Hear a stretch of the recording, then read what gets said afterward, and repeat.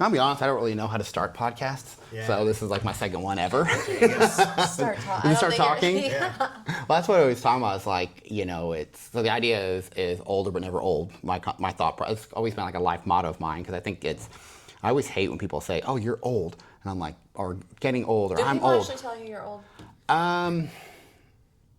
Kids, I think once or twice a kid did. They got a quick throat punch. They know that. They know how to get in there. It's like, we can't dodge that throat punch. I'm not old yet. Yeah. But well, I think it's just I guess I more hear people say it like, oh, I'm old. And I've always felt like old was like the state of mind. Yeah. Where always older, never old. So, and I think that's how any generation should tie into that. Yeah. Someone who's 18. No one thinks of an 18-year-old as being old, but they're getting older, which is like that growth mindset. And obviously, the podcast is real estate, life, and leadership, which is kind of like the world that I live in. Yeah. And so, but the reason I want to have you guys out, talk to you two, because you guys have like a really unique scenario, unique in life. So obviously real estate plays a huge portion in it, but I think some of the things that, like, I've been to conferences where they'll talk to people and say like, hey, and they'll try to get these people on to talk about balancing work and life and kids and marriage, and I feel like no one ever gets anything out of it personally. Yeah. And so, and we've talked a little bit here and there, but that's kind of what I want to talk about. So talk about your family dynamic. So anyone doesn't know, Dirk and Emily Matthews, Oklahoma City, the guys run a real estate team, a successful real estate team. But talk about your family. Okay. If they don't know, introduce your family. Okay. You want to start? Yeah. I'm Emily Matthews. We've been married for 14 years now, and we are parents to two amazing kids. And okay. My mom's been in real estate for 20 plus years. So you're a Nepo baby real estate agent? Is that what it is? I guess you could say that. Yeah. Not that I in fact, actually, when I got started, this is a funny story, and I know that my mom would laugh at this, because when I told her I wanted to get into real estate, she actually said, I don't think that's a good idea. I was like, well, I'm doing it anyway. Decision has been made. Yeah, because I had, at that point, I was just in a point in my life where I was just kind of floating around. It was right after my first husband had passed away, and I just didn't really know what I was doing. Dirk and I had moved to Pennsylvania and Ohio. He was kind of doing oil and gas work, and then that was in 2012. And we worked ourselves out of a job. Now, if I remember right, though, like, Dirk was still in the military, right? I was in the reserves at that point. And you deployed, and you moved in. He deployed. So we didn't start dating until after he got back from Iraq. Yeah. Okay. Yeah. But I did. Yeah, that is a funny. You're asking about when I moved in without telling him. He went. You're like, here, watch over my apartment when I'm gone. It's like the best way to watch it is if I live there. Yes. Yeah. I did move into his house without telling him while he was gone. Yeah. Did your mom also say that was a bad idea? Because so far both those bad ideas have worked out really well for you. Yeah. Well, I figured it's either you got great bad ideas. Yeah. It's gonna work out or it's gonna backfire. Yeah. My bad ideas are so good. Yeah. Well, so fortunately, that one turned out well for me. But me too. Yeah, Dirk's like, win for me, win for Dirk. I apparently like to take risk. Yeah. So which is good for real estate. Yeah, you can't be risk adverse. Yeah. But no, I just didn't know what I was going to do. So we ended up back in Oklahoma after 2012, like oil and gas industry took a nosedive. Yep. It does that. Yeah, it does that. Well, we ended up back in Oklahoma. We were living at my parents' house. I had gone to school to be a graphic designer, and I at that point I knew I was hitting a glass ceiling in graphic design, and I really wasn't going to make more than $40,000 a year doing that, and I just needed to make money. And I was like, I never wanted to be in sales. I had never wanted to be in real estate.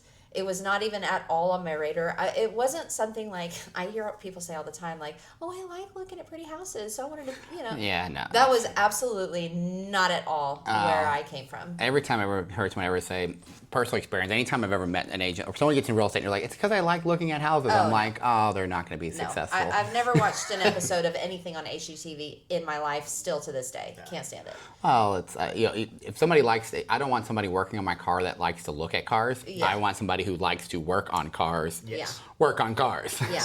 Exactly. Anyway. So I was sitting I remember it very distinctly because we were sitting at my parents' dining room table, and it was a Friday, and we were having dinner with my parents, and I was like, so I think I'm gonna go into real estate. I think I'm gonna get my real estate license. And my mom just looks at me and she goes, I don't think that's a good idea. And I was like, well, too bad, because I spent my last $400 on real estate school that was starting the following Monday. And I just said, too bad, this is what I'm doing. Yeah. And so this is back whenever you could still go to real estate school in person. So I went to Charles Barnes, did that 2 weeks in person, got my license immediately. And then the rest is history. So yeah, you got Rookie of the Year your first year I too, did, though. That's one thing. She's very driven. And Came out strong. Yeah. She was like, I'm gonna kick the door in and I'm gonna make a name for myself, and she did. Well, I've always had the mentality of like, failure is not an option. It just wasn't an option. There was I had nothing else. I had to make it work. So even though your mom was already in real estate, you weren't. I jokingly said nepo baby. You created your own ties, right? Your own work, your own business. I mean, I absolutely attribute like my early years in real estate. I'm very, very grateful to the help that my mom and dad offered us. I mean, my mom was my mentor for several years, and we lived at their house, and so just being able to be. We were newlyweds, and so we were sacrificing our own, private home to live there, to be able to save money, and every dollar I made I was just putting it back into my business. So I'm grateful for the opportunity that we had to, have a free place to live while we were trying to get this new business up and running. And then also just being under the same roof as my mom and dad, who my dad also had a license at the time. Okay. And so our family dinners were just like dynamic. Real estate all the time, every minute of the day. Proximity is power. We soaked all that up. Like her dad is like very, very intelligent when it comes to tech, marketing, websites, all that stuff, writing. I mean, he's a phenomenal writer. So even hearing him talk about how they market for real estate, just sitting around the four of us, mapping out how to be good at what we do. Yeah. Like, it was a cool little think tank. Well, that's what the whole idea of parenting. Like, we're supposed to create these platforms that our kids get to jump off at a higher level. Yes. So like. Stand on the shoulders of giants. Right, and so your career, obviously, Rookie of the Year didn't come because you were lazy and nothing was given to you. But what's amazing is that there was that ability to jump at a higher level because you were surrounded, like in your own home, you're surrounded by somebody who knew how to do real estate. People who knew how to do real estate supported you. Early and just sales in general. My mom has done sales like her whole life. I mean, she started her own sewing business when she was in high school. Oh wow, okay. And then she sold Mary Kay, and she's a director. I mean, she's very good at sales, and so naturally she was good at real estate too. And I learned a lot from her, and I'm very grateful for that. Yeah. We still ask her questions all the time. She'll call us and ask us questions about stuff we're more voiced into. So now you mentioned you have 2 kids, and so people might not know this. So, but you adopted these kids. Yes, we did. And you didn't adopt babies. No.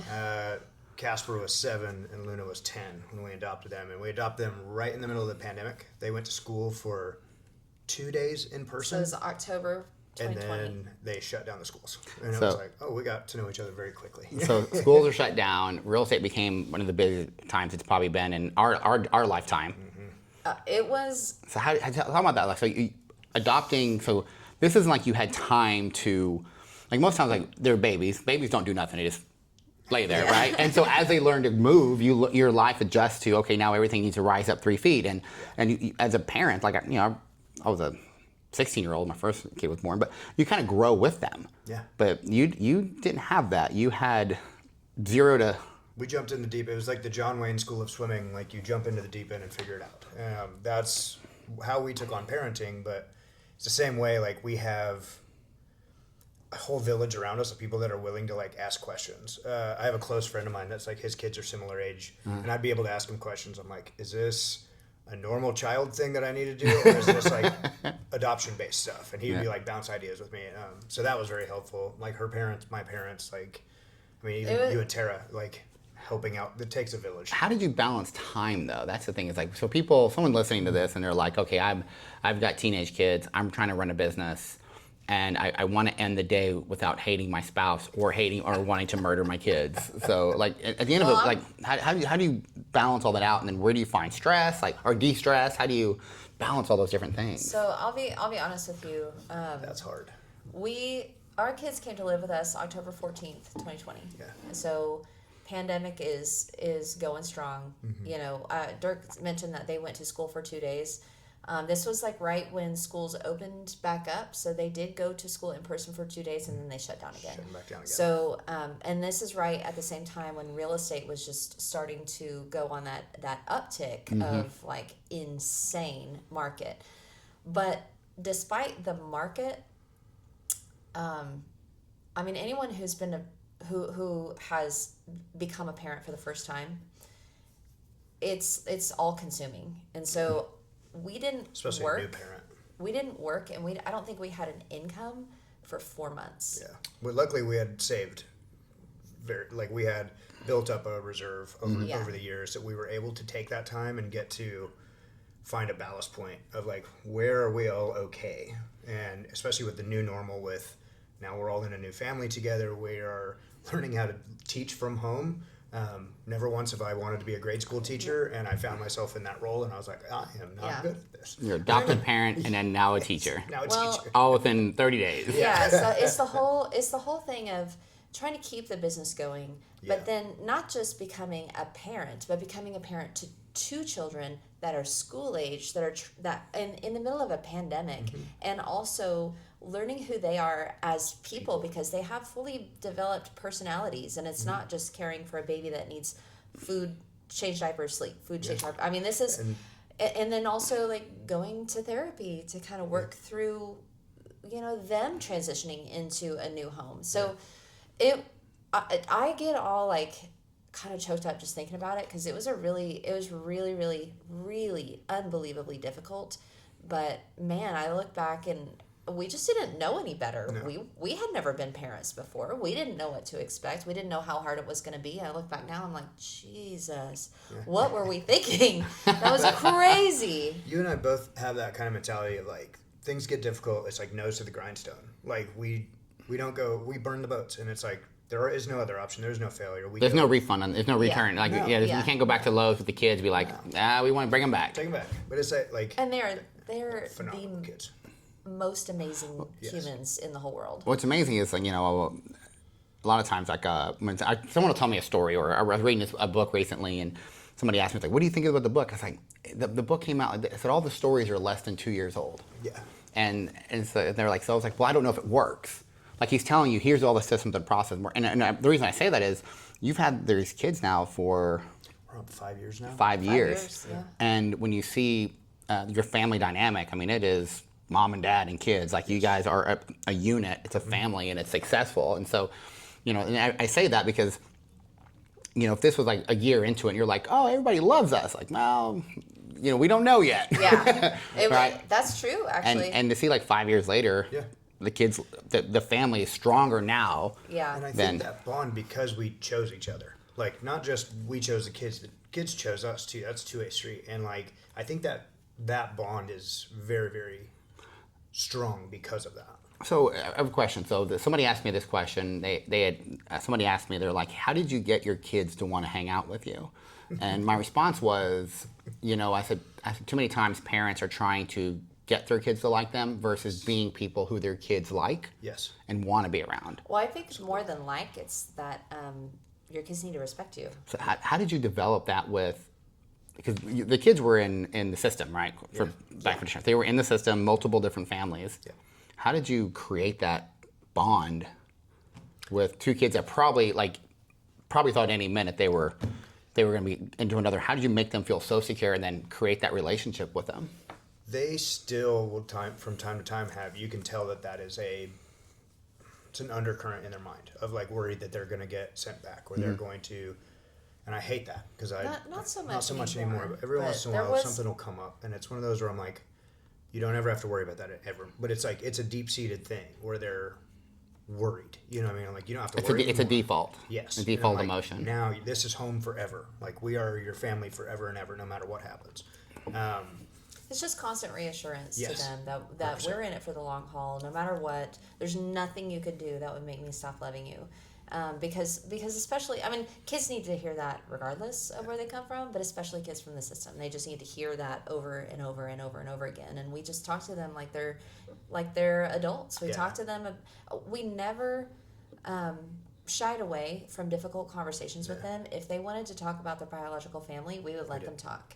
And we would help them process help it. them process through it.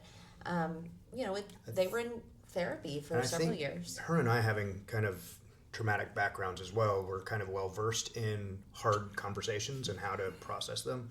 And I think that was an asset in the way that the kids are getting to an age where they were able to process some of the stuff they'd been through, and we could walk them through that. But I think at the core of everything we do is like a radical acceptance. It's like it's a no judgment zone. No matter what, we will love you for who you are. We're going to process this together, and we're all going to be okay no matter what. And I think giving them that runway and that safe space to just be who they are, and they can figure out who they want to become, I think that's something that they hadn't had at a lot of the other houses they've been at. I think. I don't know. That's from my perspective, not theirs. Well, it was really sweet. It was just last week that we got this new couch, right? And so we're all sitting on the new couch and we're watching a movie together. And I look over at Luna, and she just has the biggest smile on her face, and she just says, "I'm just so grateful to be here. I just love this." and like, she was just so radiating with joy it's like I was outside of myself for a moment and got to glimpse at this little family dynamic that we've built, and I think she just had this overwhelm of like, whatever's happening right now is amazing. And she was just like, I love it. Yeah. And I mean, it almost brought me to tears because it's really special. You said something earlier, like, how do we get our kids to want to hang out with us? Something like that. And like, I have a lot of other parents who are like, how do you get your kids to ride a bike? And I'm like, well, I go ride the bike with them. Like, they don't get a choice. They have to go. That's it. And get on your bike. Let's go. But we also will put ourselves in situations where we're like, this would be fun for the kid too. So it's like, yeah, I want my kid to go be healthy and ride a bike. So like, I'm going to go do it with them. And it's like inclusivity with everybody goes and does it together. Like, we'll do big family mountain bike rides. Well, and speaking of, to bring that back into real estate, like, they go do open houses. Yeah, that was what I just did an open house yesterday in Casper. I mean, Doesn't he wear like a little bow tie, or I think I saw a he picture. wears a suit. I mean, he's looking for every opportunity to wear his full three-piece suit every time. So when I told him, hey, you're going to do an open house with me, he was like, okay. And he immediately goes and puts his suit on. He knows what a double Windsor knot is. I mean, as soon as he found out he was going, it was like one of those like 2 seconds and he was back downstairs in his suit. He was like, I was like, oh, he's ready. All right. So it's not till tomorrow, but okay. I'm just glad you're excited. He's ready. I wish all the agents were excited to do open houses. Like, I'm always like, hey, open houses. That's how I built my business. Everyone. Well, the question was like, if you had to start all over, where would you start? I was like, I would start an open house. It's the only place on the planet where somebody might walk in that wants to buy a house. That line from your book resonated with me so hard. You were like, it's the only place people walk in, and they're like, I want to buy a house. And I was like, this is Maybe why. not this house, but a house. But a house, Yeah. Hopefully so on. But so Casper gets it. Yes. Oh, man. But he's three-piece suit and he's ready to go. Ready. So, but they've helped you with flips too, though. 100%. Yeah. Yeah, so Yeah. I think he helped. Well, he helped us in that one that we did. Yeah. Yep. Yeah, we were running water lines. loved it, I was too. under the house, and Casper was above the house. I'm like, "Which one is that, buddy?" It's like, "It's the red one. Are you sure? Because don't do me dirty." He was like, "I'm positive." I was like, "All right." They really enjoyed that. Yeah. I mean, I think it gave them a sense of ownership and Yeah. like doing something meaningful. And I think that's really that's what's important for any kid, to have a purpose in contributing to something meaningful. They knew, because we talked to them about it all the time, like, this is how our family is building generational wealth. We're doing this for you guys. We're doing this for our family. And they really enjoyed being a part of that. They never complained. Never.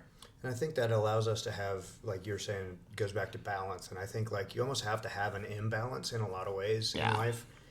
That allows us to have some sense of balance in it, of like, yeah, we're going to sell houses all day. We're going to do these open houses. Then we're going to go work at the flip house. We're going to do this. And like, we make the kids part of it. And of course, they'd rather be like watching TV, they're kids. But they're bigger than something than themselves. They're part of our tribe. They're adding in gives them some agency in the whole process of it. Well, I hate that phrase balance. Like everyone's like work-life balance, which, you know, when you think of balance, you think of like weights on a scale, and that you're constantly trying to get the weights equal. And no, work at times is going to be one way, or family. Like they said, you took off for 4 months, Yep. which meant that wasn't work-life balance. No. No. It was Oh, imbalanced. yeah, it was But definitely but it was a imbalanced. Yeah. life balance of balancing career, finances, family, the whole wheel of life. You had to balance all of that. Yeah. But what was the most important at that time? Because you know, you think about the wheel of life, like family was probably at a 2 because you just had a brand new family. Yes. And so you had finances were at a 10, which allowed you to balance out that Yeah. wheel, you Yes. know, and Yeah. get and until then you had to get into work, and then the kids go to work with you. Like, okay, Yeah. now we take 4 months off. Let me teach you about an open house. Well, and Do it you love wasn't- it? You want to buy it? Yeah, That's what exactly. you say when everybody walks Here's through the the door. script. Yeah. And it wasn't an intentional 4 months off. It was just like, I think the emotional roller coaster was just so, it was so heavy for Yeah. us to bear that, like, yeah. I can imagine. And then, but so if somebody was thinking, so why did you choose? I don't say adult kids, but you know what I'm saying, like Older kids. Well, why did you didn't choose know old kids?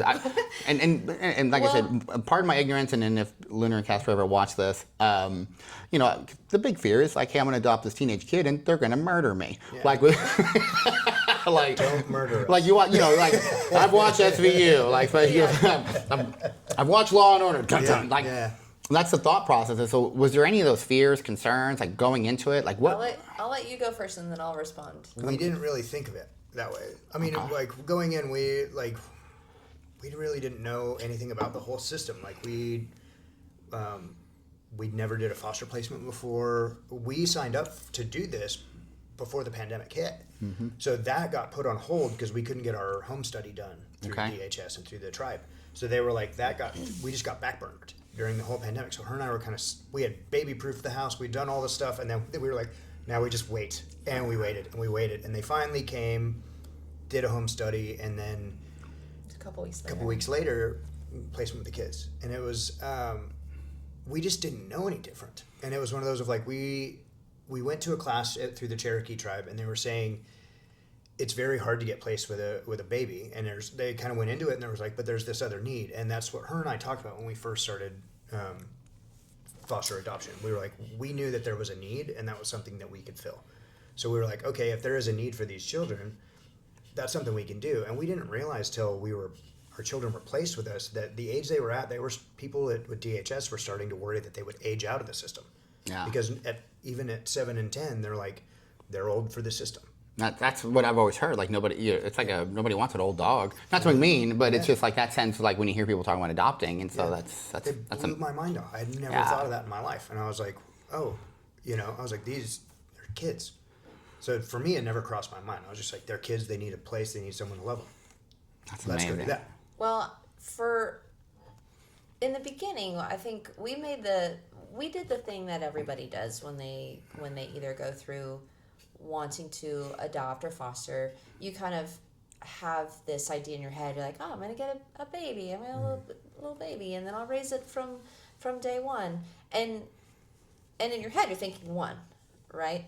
But the truth is, when kids are in foster care, there's usually more than one, and they're usually a bit older before DHS actually steps in to put them into foster care. And they want to keep the siblings together, so it's not Package normally just deal. one kid. It's Yeah. a group of siblings. When we first got foster approved, well, like Dirk was saying, we took a class through the Cherokee Nation. So, and not to go off on a tangent, I'm a member of a citizen of the Cherokee tribe, and so because of the Indian Child Welfare Act, ICWA, children that are citizens of a Native American tribe are required by ICWA to be placed in an ICWA-compliant home. And there's a need for that. There's not very many ICWA-compliant homes with other Native American adults that are approved to be foster homes. And so, and I'm, again, not going to go into the history of why that's important.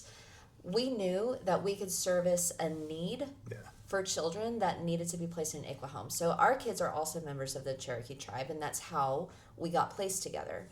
Real quick, so without going into it, like say, if somebody wanted to know, where do they go to find out about that? Is there a website? about ICWA. Well, if someone is a citizen of a tribe, they usually know they have a CDIB card, which is a certificate degree of Indian blood, or they have a citizenship card. I have both. Okay. So they would know if they're a citizen of a tribe. So I have dual membership. I'm a U.S. citizen. I'm also a citizen of the Cherokee Nation. So very cool. Yeah, you have to have documentation that you are a citizen of the tribe. Yeah. And then if you're interested in fostering, children of that of the tribes, or really any tribe, then you contact your tribe and they'll help you get certified. They would also want you to get certified through DHS as well. So your home has to be pretty much dual certified.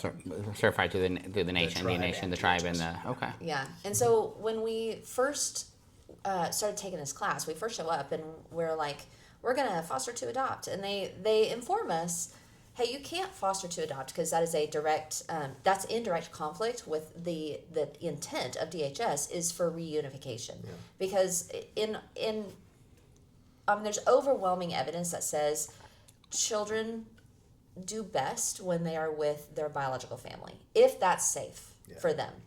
And so the ultimate goal for DHS is to reunify them with their bio parents.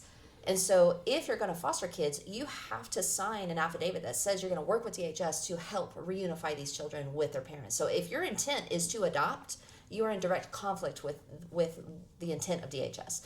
So we didn't realize all this until they tell us, and we realized, and they were like, okay, so you can either just be an adoptive family, and you might wait for a few years before a child comes available, or you can foster with the intent to reunify, and if that doesn't happen, then you can be first in line to adopt. Yes.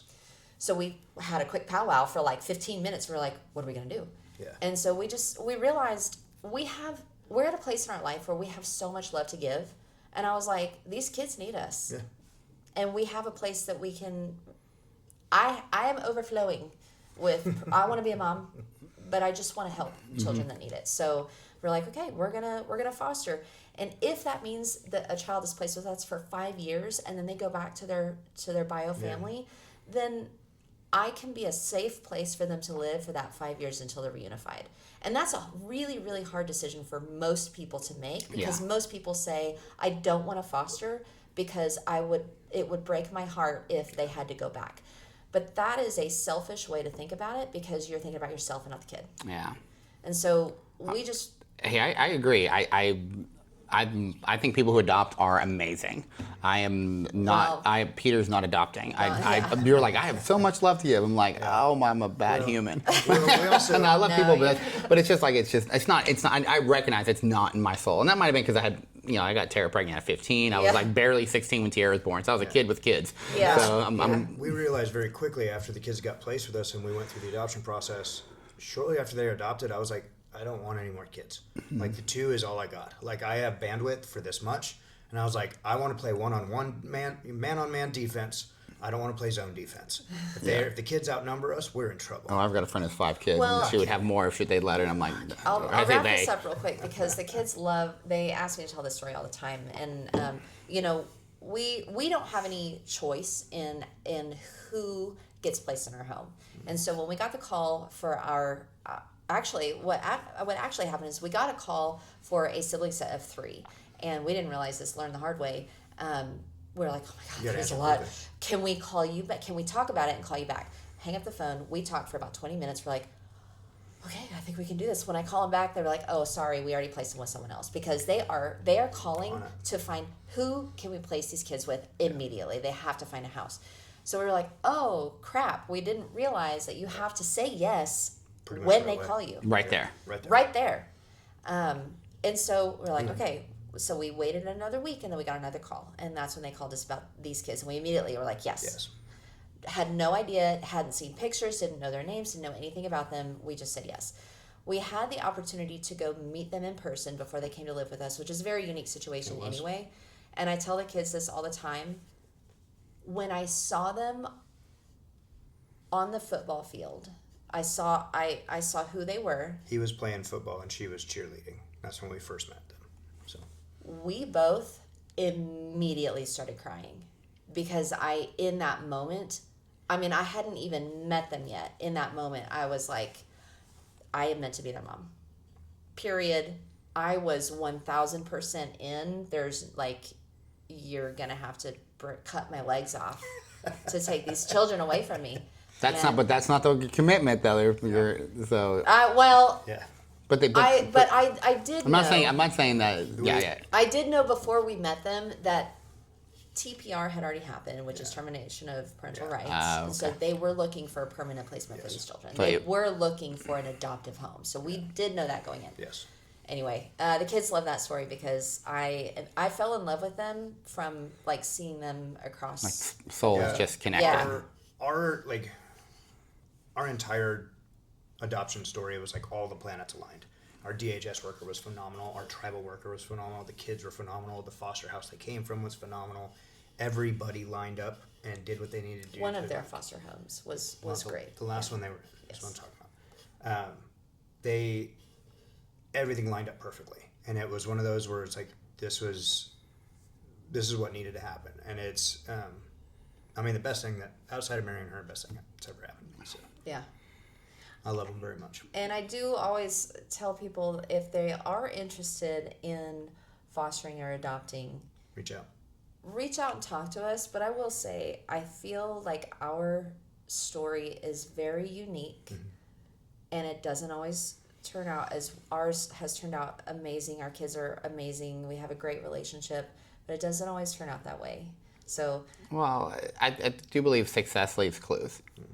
If you looked at your business, it's successful. If you look at your relationship with your parents, it's successful. If you look at your relationship with each other, it's successful. If you look at who you are as people, it's successful. Yeah. So, I mean, I agree with what you're saying, but I think it's, like I said, success leaves clues. And if someone it was going to be successful because of who you are. It's going to be successful for who you are as driven people. It's stepping on the field and saying, like, this is them. It was the split decision. Like, we think back of it, it's like, it's only unique because of who you are as people. Does that make sense? Like, it's a unique story. It's like, it is, but it's like, oh, the people who work the hardest just seem to be so damn lucky, right? Imagine that. But I think it's success leaves clues, and when people they wonder why, a part of their, any part of their life is not operating. It's like, go back to number one. Go back. Where are you at on your personal growth? Where are you at on taking care of your human body? Where are you at on your relationship? Where are you at in your spirituality? Where are you at on this? And you start checking these things. By the time you get to business, you're like, well, that's why your business is messed up. Everything else is in turmoil. In balance, yeah. Yeah, and you think your business, or I'm so successful in business, but everything else is in turmoil. Yeah, we'll see how long your business stays. Yeah. For real. So no, I just want to cut that. I think it's so important that because you see it like you incorporated your kids in the work. You like you said, how many you said you had the finances to not work for 4 months and still live good. Yeah. People don't have that, which meant that you were being smart with your finances.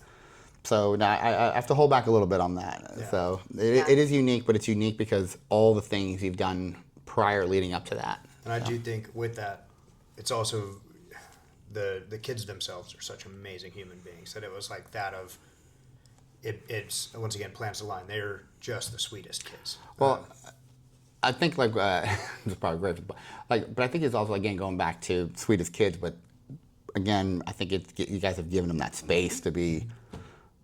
I've seen you around them. I've seen you like, I love you, and I've seen you like, shut the fuck up, right?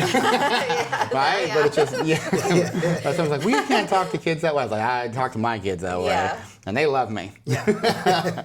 So, but I think it's that, like I said, that authenticity. There's so much authenticity in that, and I think because that's why I want to talk to y'all about. One, if somebody's thinking about adopting. Two, like people are like, oh, my life's so hectic. Like, try adopting 2 kids in the middle of a pandemic, and then figuring it out, and then even today. Figuring it out, and just always pushing forward, not making your kids excuses. I mean, I think that's another reason why you have such great. I mean, I've never seen you like make excuses for your kids or make excuses to, like, well, this is like this because of this. No. Well, and we don't allow them to use that as an excuse either. No. So, and then I think this is you asked earlier, like, what made us decide to adopt older kids versus babies. And the plain and simple answer is we didn't know any better. Yeah. But then the next answer is I didn't realize like how amazing it would be to adopt older kids that like we just got to jump right into, riding bicycles and going on adventures and having real conversations with each other. and they had this difficult early childhood, but it was also almost like a basis of comparison to what life was like before they came to live with us. I've said that multiple times where they're going through a hard thing and they're really struggling with it, and I'm like, is this the hardest thing you've ever gone through? And they look at me and go, no. I'm like, okay, like, so we can work forward. Get through this. You can see like the light bulb come on, and they're like, you're right, this isn't as hard as I'm making it out to be. Yeah. Like, yes. So it's that of like, we don't allow people to kind of wallow in it or be like, play the victim. And it's like, what do you have control over? Yourself, and that's it. So what do we do? What actions can we take, or what perceptions can we change in this moment to figure out a way forward? And man, they've picked up on that. Like hearing them like quote stuff we've told them in the past is being like, it's working. they're like little stoics walking around. But they, Marcus Aurelius says no. yeah. So I think just having that that basis of comparison probably influences their thought process a lot, and I think it just really worked out great. I mean, I look back and I'm like, I didn't realize that adopting older kids was really what we needed. 100%. And the universe was like, I know what's best for you, and this is what we're doing. This is what you need. Yeah, it's like the law of attraction, and just having like a general willingness to like live life and let come what may. Mm-hmm. Like I think that really does. When we have expectations or like what we think things are going to be like, if we stick too hard to those, we miss out on the greatest things in life.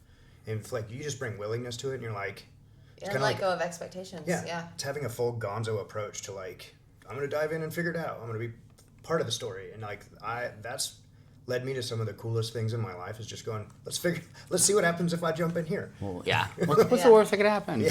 Yeah, pretty much. So that's awesome. All right. Well, man, I appreciate y'all taking the time talking about that. And then obviously I'm going to tag you in this. So if anyone has any questions about it, you might get, hopefully somebody will reach out to you. I'm thinking about this. What do I do? Yeah. So we're always open to talk about it. So, well, thank you so much. Thank you. Appreciate it.